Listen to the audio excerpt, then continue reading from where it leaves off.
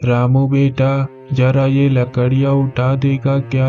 हाथों में अब ताकत नहीं रही। अरे काका, आप क्यों चिंता करते हो? मैं हूँ ना, आप बस बैठो, मैं अभी कर देता हूँ। भगवान तेरा भला करे बेटा। रामू का एक पड़ोसी था, भोला राम। भोला राम रामू की तरह गरीब नहीं था, लेकिन उसके पास वो सुकून भी नहीं था जो रामू के पास था। उसे हमेशा ये लगता था कि रामू की इतनी इज्जत क्यों है, लोग उसे इतना क्यों मानते हैं। क्या खास है इसमें? बस लोगों की मदद करता है और सब इसके पीछे पीछे घूमते रहते हैं। धीरे धीरे ये छोटी छोटी बातें भोला राम के मन में जलन बनकर बैठ गई थी। देख लेना, एक दिन ऐसा आएगा जब ये रामू इतना भी खुश नहीं रहेगा। उधर रामू इन सब बातों से बिल्कुल अनजान अपने काम में लगा रहता था। वो दिन रात अपने खेत में मेहनत करता, धूप कितनी भी तेज हो या शरीर कितना भी थका हुआ हो, वो रुकता नहीं था। बस इस बार अच्छी फसल हो जाए तो मैं सब ठीक कर लूँगा। घर की हालत भी सुधर जाएगी और थोड़ा राहत भी मिल जाएगा। उसके सपने बहुत बड़े नहीं थे, बस इतना चाहता था कि उसकी मेहनत रंग लाए। भगवान, जो भी दिया है उसके लिए धन्यवाद। बस इतना कर देना कि मेरी मेहनत बेकार ना जाए। रामू को नहीं पता था कि उसकी जिंदगी में बहुत जल्द एक ऐसी घटना होने वाली है जो सब कुछ बदल देगी। और दूसरी तरफ भोला राम के मन में पनपती जलन अब धीरे धीरे एक बुरे इरादे में बदलने लगी थी। समय धीरे धीरे बीतता गया और रामू की मेहनत भी रंग लाने लगी। जिस खेत में उसने दिन रात पसीना बहाया था, अब वह खेत हरियाली से भर चुका था। चारों तरफ लहलहाती फसल, हवा चलती तो जैसे खेत मुस्कुराने लगता। अरे ये तो इस बार बड़ी अच्छी फसल हुई है। इतनी अच्छी फसल मैंने तो पहले कभी नहीं देखी। हे भगवान, आपका लाख लाख धन्यवाद। आपने मेरी सुन ली। अब सब ठीक हो जाएगा। रामू की आंखों में खुशी साफ दिखाई दे रही थी। देखो तो जरा कैसे खुश हो रहा है, जैसे बहुत बड़ा खजाना मिल गया हो। जैसे जैसे रामू की खुशी बढ़ रही थी, वैसे वैसे भोला राम की जलन भी बढ़ती जा रही थी। अगर इसकी फसल अच्छे दाम में बिक गई तो ये तो मुझसे भी आगे निकल जाएगा। नहीं, ऐसा नहीं हो सकता। उधर रामू इन सब बातों से बिल्कुल अनजान अपने सपनों में खोया हुआ था। रामू, इस बार तो तेरी किस्मत खुल गई लगती है। अरे नहीं, ये सब भगवान की कृपा है। मैंने तो बस मेहनत की है। तू हमेशा यही कहता है, लेकिन मेहनत भी तो तू ही करता है। जैसे जैसे दिन बीत रहे थे, फसल और भी तैयार होती जा रही थी और रामू के मन में उम्मीदें भी। बस 2-4 दिन और, फिर मैं इसे बाजार ले जाऊंगा। अच्छे दाम मिल गए तो जिंदगी बदल जाएगी। अगली सुबह रामू अपनी आदतों के अनुसार जल्दी उठ गया, लेकिन जैसे ही उसने बाहर कदम रखा, उसका चेहरा अचानक बदल गया। हे भगवान, ये अचानक मौसम कैसे बदल गया? आसमान में काले बादल छा चुके थे और देखते ही देखते तेज बारिश शुरू हो गई। नहीं, ये बारिश अभी नहीं होनी चाहिए। वो बिना कुछ सोचे तेज बारिश में ही खेत की ओर दौड़ पड़ा। बारिश लगातार बढ़ती जा रही थी, रास्ते कीचड़ से भर चुके थे, लेकिन रामू रुका नहीं। जब वो खेत के पास पहुंचा तो उसकी चाल अचानक धीमी पड़ गई, जैसे उसे डर लग रहा हो जो वो देखने वाला है। और जैसे ही उसने अपने खेत की तरफ देखा, नहीं, ऐसा नहीं हो सकता। पूरा खेत पानी में डूब चुका था। जो फसलें कल तक लहरा रही थी, आज वही पानी में तैर रही थी, बिखर चुकी थी। हे भगवान, मैंने क्या गलती की थी? मैंने तो बस मेहनत की थी, किसी का बुरा नहीं किया। फिर मेरे साथ ही ऐसा क्यों? उसकी आवाज़ में शिकायत नहीं, बल्कि दर्द था। सब खत्म हो गया, अब कुछ नहीं बचा। आखिरकार वो भारी कदमों से वापस घर की ओर चल पड़ा। हर कदम जैसे उसे और नीचे गिरा रहा था। उधर भोला राम को भी इस बारिश की खबर मिल चुकी थी। लगता है ऊपर वाले ने मेरी सुन ली।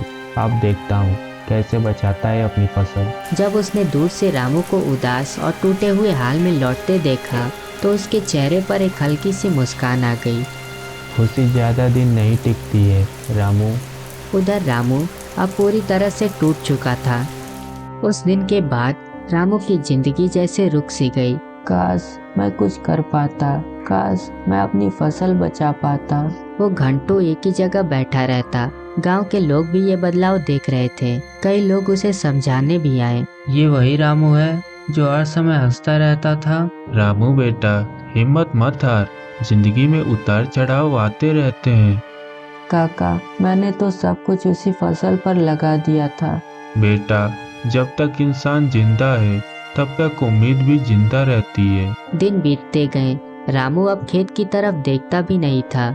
उधर भोला राम अंदर ही अंदर बहुत खुश था।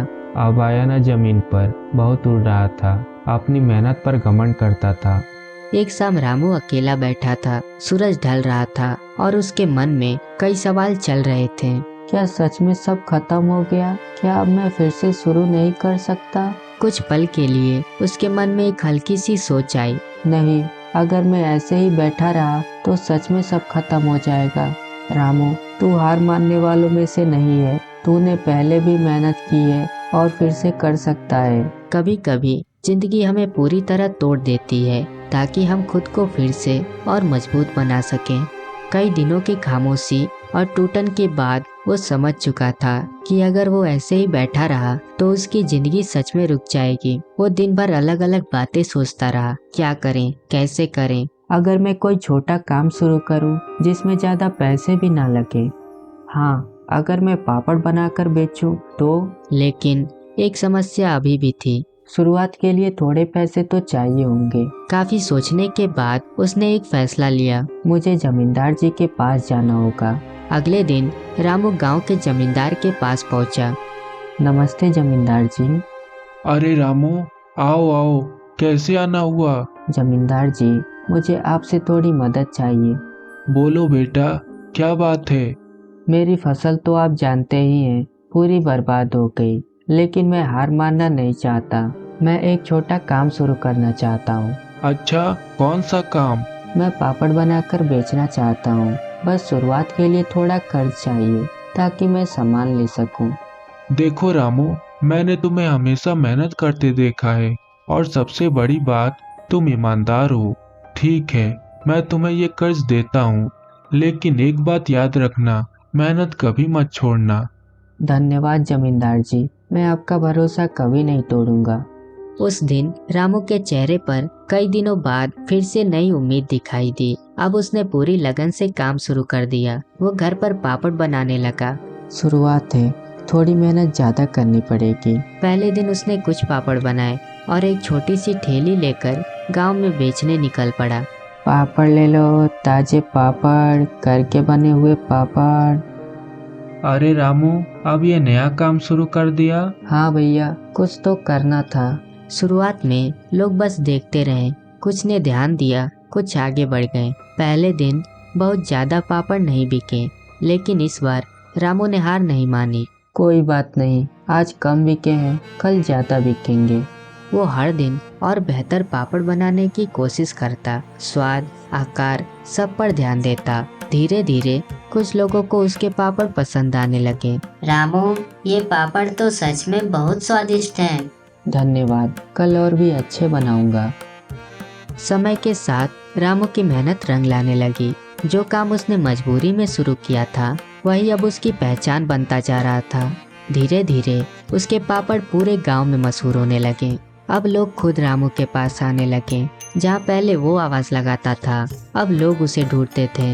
ये सब धीरे धीरे सच हो रहा है। शायद भगवान ने मेरे लिए कुछ और ही सोच रखा था। रामू अब पहले से ज्यादा मेहनत करने लगा। वो सुबह से रात तक पापड़ बनाता और दिन में बेचने निकल जाता। कुछ ही समय में उसने अपना कर्ज भी चुकाना शुरू कर दिया। जमींदार जी, ये आपके कर्ज की पहली किस्त। उधर भोला राम ये सब देख रहा था, लेकिन इस बार उसके चेहरे पर खुशी नहीं बल्कि पछतावा था। मैंने तो सोचा था ये कभी संभल ही नहीं पाएगा, लेकिन ये तो पहले से भी ज्यादा आगे निकल गया। उसे अब अपनी सोच पर शर्म आने लगी। काश मैं इसकी बुराई सोचने की जगह कुछ अच्छा करता। एक दिन भोला राम ने हिम्मत करके रामू से बात करने का फैसला किया। रामू, हाँ भोला राम, बोलो। मुझसे गलती हो गई। मैं हमेशा तुम्हारा बुरा सोचता रहा, तुमसे जलता रहा, लेकिन तुम तो हमेशा अच्छा ही करते रहे। अगर हो सके तो मुझे माफ कर देना। भोला राम, बीती बातें याद रखने से क्या फायदा?